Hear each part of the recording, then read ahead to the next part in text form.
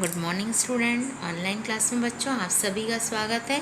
मैं अल्पना सोनी आपको व्याकरण का पार्ट 5 शब्द भंडार के बारे में यहाँ पर पढ़ाने जा रही हूँ कि शब्द भंडार में हम पर्यायवाची, विलोम, एकार्थी, अनेकार्थी इस तरह से बहुत से शब्दों की जानकारी प्राप्त करेंगे। तो पढ़ते हैं।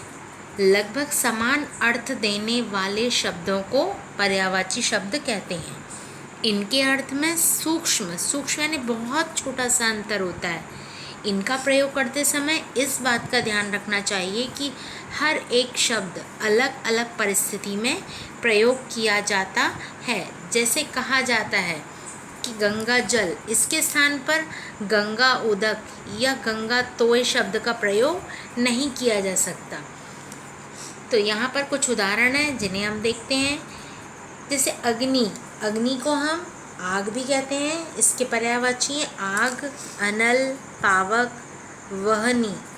अश्व को हम घोड़ा कहते हैं, है, तुरंग और वाजी। इस तरह से समान अर्थ देने के कारण इन्हें समानार्थी या पर्यायवाची शब्द कहते हैं। बच्चों, ये बहुत सारे अभ्यास आपके किताब में दिए हुए हैं जिन्हें पढ़कर आप बहुत अच्छी तरह से समझ सकते हैं। अब हम आगे आते हैं, एक इसी का ही पार्ट है, आगे बढ़ेंगे, अनेकार्थी शब्द पर आएंगे क्योंकि ये अभ्यास आपको पढ़ने और समझने के लिए दिए गए हैं। और अब हम पढ़ेंगे अनेकार्थी शब्द। जैसे कि नाम से ही स्पष्ट हो रहा है कि एक शब्द के अनेक अर्थ निकलते हैं। भाषा में प्रयोग के अनुसार विभिन्न परिस्थितियों में भिन्न भिन्न यानी अलग अलग अर्थ देने वाले शब्द को अनेकार्थक शब्द कहते हैं। जैसे हम कहते हैं अंक, तो अंक का अर्थ होता है गोद, अंक यानी नंबर, और अंक यानी नाटक का अंश यानी भाग। इस तरह से यहाँ कुछ और भी उदाहरण देख सकते हैं। जैसे हम आम शब्द लेते हैं, आम होता है एक फल आम का, और आम यानी साधारण। तो इस तरह से बहुत सारी जो शब्द यहाँ पर दिए हुए हैं जिनके भिन्न भिन्न अर्थ निकलते हैं। जैसे हम अनंत कहते हैं तो अनंत यानी आकाश होता है, और अनंत यानी विष्णु और शेषनाग। ऐसे कई शब्द हमको उदाहरण यहाँ पर देखने को मिलेंगे। तो अनेकार्थक शब्द भी आप इस तरह से समझ सकते हैं अभ्यास के द्वारा। तो अब हम आगे आएंगे विलोम शब्द। विलोम शब्द के बारे में भी आपको पहले से ही जानकारी है कि विपरीत अर्थ प्रकट करने के कारण ही इन्हें विलोम शब्द कहा जाता है। परस्पर विपरीत अर्थ देने वाले शब्द को विलोम शब्द कहते हैं। कुछ विपरीतार्थक शब्द उपसर्ग लगाकर भी बनाए जा सकते हैं। तत्सम शब्दों के विपरीतार्थक तत्सम और तद्भव शब्द के विपरीतार्थक तद्भव शब्द लिखने चाहिए।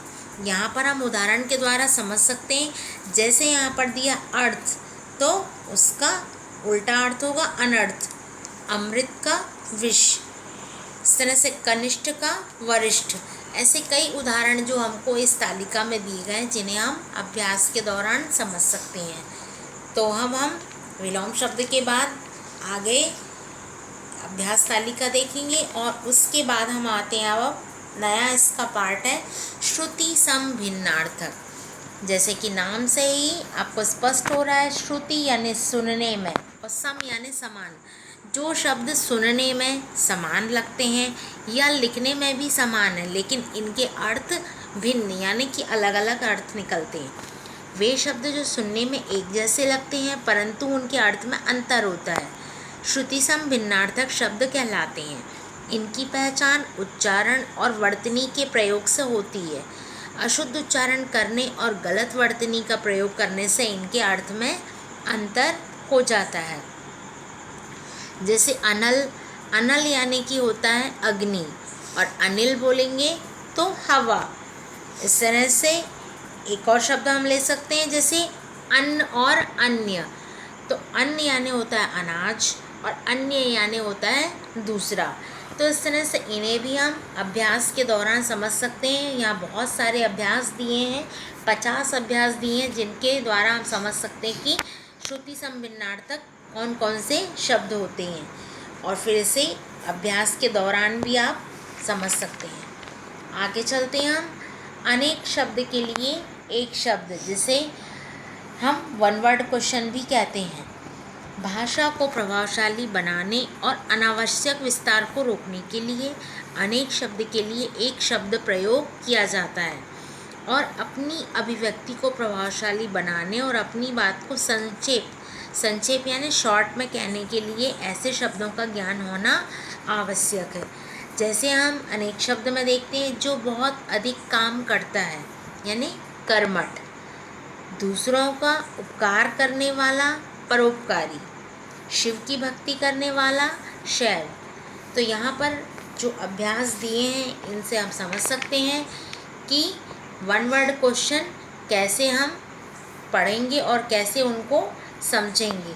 तो शॉर्ट में हम उस शब्द का चयन करते हैं और आप अपने प्रश्न अभ्यास के द्वारा भी इसे और अच्छी तरह से समझ सकते हैं। अब हम आएंगे एकार्थक प्रतीत होने वाले शब्द पे। एकार्थक प्रतीत होने वाले शब्द जिनका एक अर्थ निकलता है। हिंदी भाषा में बहुत से शब्द ऐसे हैं जिनका अर्थ समान प्रतीत होता है परंतु वास्तव में उनके अर्थ में अंतर होता है।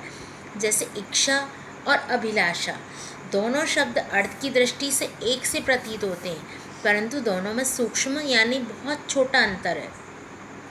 जैसे इच्छा का अर्थ है साधारण इच्छा, जैसे आज तो गरम चाय के साथ पकौड़े खाने की इच्छा हो रही है। और अभिलाषा किसी वस्तु को पाने की इच्छा। सत्यम की अभिलाषा है कि वो एक बार विदेश घूमकर आए।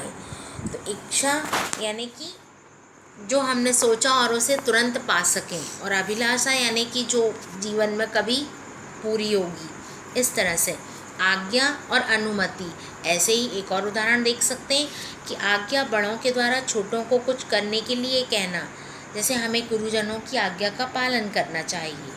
और अनुमति बड़ों द्वारा कार्य करने के लिए दी गई स्वीकृति, जैसे माताजी से अनुमति लेकर ही आपके साथ चल सकूँगा। तो ऐसे उदाहरण के द्वारा भी हम एकार्थक प्रतीत होने वाले शब्द को पढ़कर समझ सकते हैं जो सुनने में मतलब हमें एक से लग रहे हैं लेकिन इनका अर्थ लगभग एक सा निकलता है। आगे हम अभ्यास कार्य के द्वारा भी इसको अच्छी तरह से समझ सकते हैं। तो इस तरह से इस पाठ के मैंने सारे प्रश्न अभ्यास बच्चों आपको PDF के दौरान भेजे हैं और इस पाठ को समझने के बाद आप अपने जितने भी अभ्यास तालिका बीच बीच में दी गई है, प्रश्न अभ्यास दिए गए हैं, वे सब मैंने आपको लिखकर भेज दिए हैं और जिन्हें आप पढ़कर अच्छी तरह से समझ सकेंगे। बच्चों थैंक यू।